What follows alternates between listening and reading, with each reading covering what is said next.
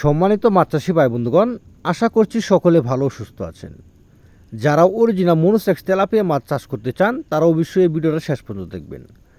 কারণ যদি আপনারা কেটে কেটে দেখেন তাহলে আপনারা মাছ চিনতে পারবেন না যে অরিজিনাল মনোসেক্স তেলাপিয়া মাছের পোনা কেমন হয় বা সাইজ কেমন হয় বা 3 থেকে 4 মাসে মাছের ওজন কত গ্রাম ওজন আসে। অবশ্যই আপনাদেরকে এই ভিডিওতে সব কিছু বলা হবে।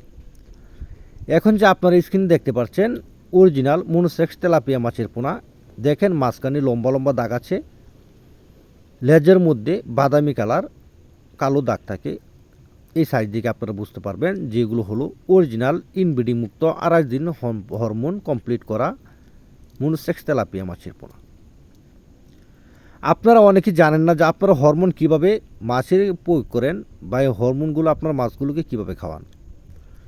এই মাছের রেণু অর্থাৎ মুখ থেকে রেণু লওয়া হয়, তারপর আমরা এই মাছগুলোকে হাফাতে রেখে তারপর আমরা 28 দিন হরমোন কমপ্লিট করি।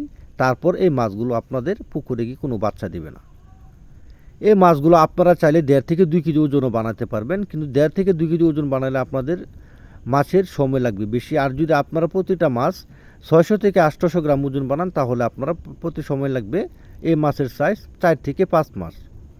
কারণ এই স্ক্রিনে যে ভিডিও দেখতে পাচ্ছেন এগুলো হলো এক সাইজের 1.5 থেকে 2 ইঞ্চি সাইজের মনোসেক্স তেলাপিয়া মাছের পোনা।